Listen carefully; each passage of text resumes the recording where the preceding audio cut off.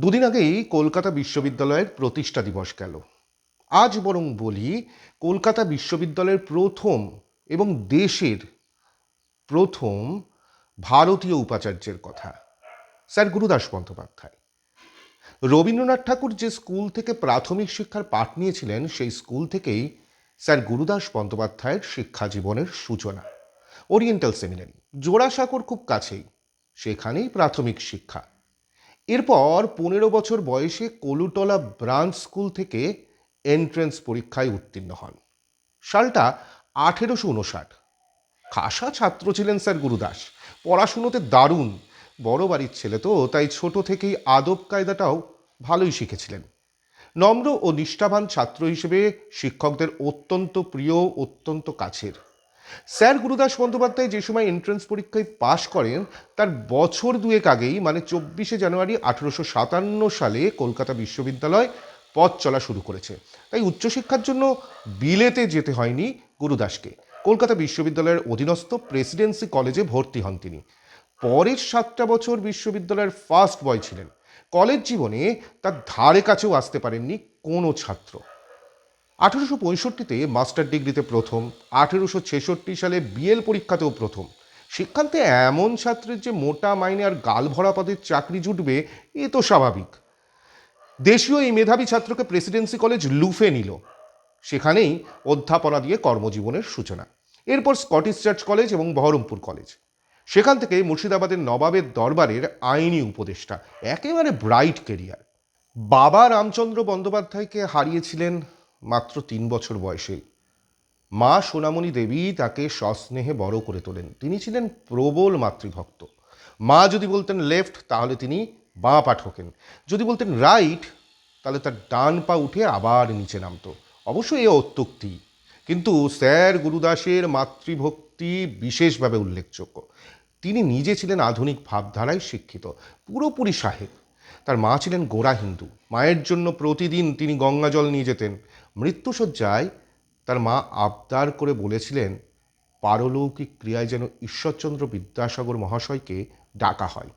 তখন বিধবা বিবাহ চালু করে গোঁড়া ব্রাহ্মণদের রোষের মুখে পড়েছেন বিদ্যাসাগর। তাই বিদ্যাসাগরকে এড়িয়েই চলতেন নির্বিবাদীরা। মায়ের শেষ ইচ্ছে, তাই সেই ইচ্ছেকে সম্মান দিয়ে সামাজিক ভয়কে উপেক্ষা করেই তিনি বিদ্যাসাগর মহাশয়কে নিমন্ত্রণ করেন। আসলে মায়ের ইচ্ছেটাই ছিল গুরুদাসের কাছে শেষ কথা। মায়ের ইচ্ছের জন্যই তিনি চাকরি ছেড়ে কলকাতায় ফিরেছিলেন। এরপর আইন পেশাকে বেছে নিয়ে কলকাতা হাইকোর্টের আইনজীবী। ফের বিশ্ববিদ্যালয়ে ভর্তি হয়ে শেষ করেছিলেন ল অনার্স। 1877 সালে তিনি ডিএল উপাধি লাভ করেন। এর ঠিক 11 বছর পর তিনি কলকাতা হাইকোর্টের বিচারপতির দায়িত্ব পান। গুরুদাস বন্দ্যোপাধ্যায় হলেন জাস্টিস গুরুদাস বন্দ্যোপাধ্যায়। এর মাঝে অবশ্য শিক্ষাক্ষেত্রে গুরুত্বপূর্ণ দায়িত্ব পালন করেছেন স্যার গুরুদাস। কলকাতা বিশ্ববিদ্যালয়ের আইনের অধ্যাপক ছিলেন। 1879 সাল থেকে 3 বছর আইনের পরীক্ষক এবং সিন্ডিকেটের সদস্য ছিলেন। সিলেবাস কমিটি তখন ছিল না, কিন্তু তার হাত দিয়েই পাঠ্যপুস্তক নির্বাচিত হতো। অর্থাৎ তিনি প্রচুর বই পড়তেন। এ প্রসঙ্গে চণ্ডী লাহিড়ী তার চলমান প্রসঙ্গে বইয়ে লিখছেন, স্যার গুরুদাস বন্দ্যোপাধ্যায় ছিলেন কলকাতা বিশ্ববিদ্যালয়ের ভাইস চ্যান্সেলর, প্রচুর বই পড়তেন। সেজন্য লেখকরা তাকে উৎসাহের সঙ্গে বই পাঠাতেন উপহার হিসেবে।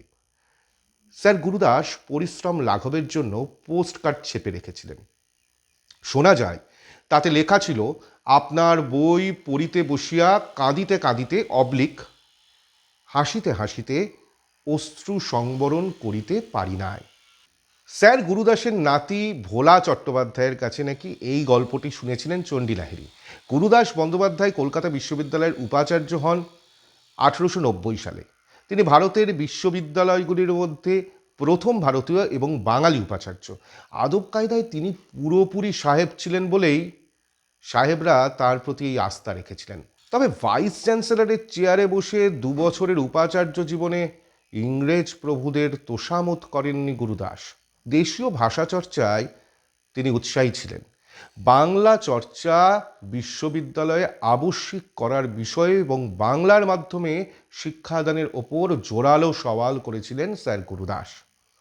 আগ্রহী ছিলেন দেশীয় শিক্ষা ব্যবস্থা প্রবর্তনের জন্য। এখানেই শেষ নয়, বিশ্ববিদ্যালয় পরিচালনায় সরকারি হস্তক্ষেপের কড়া নিন্দা করতেন তিনি।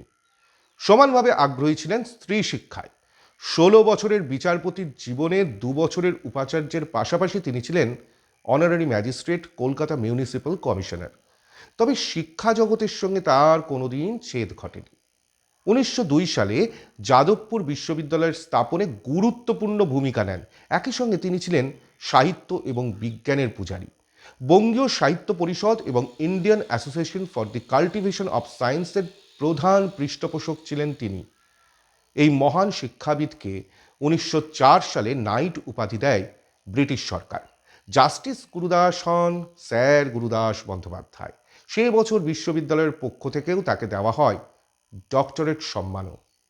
আমার ভিডিও যদি ভালো লাগে তাহলে অবশ্যই কলকাতা থ্রোব্যাক ফেসবুক পেজটিকে ফলো করুন।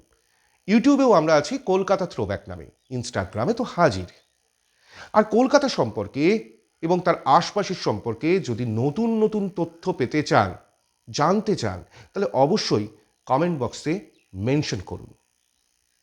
যথাসম্ভব চেষ্টা করব আপনাদের প্রশ্নের উত্তর দিতে।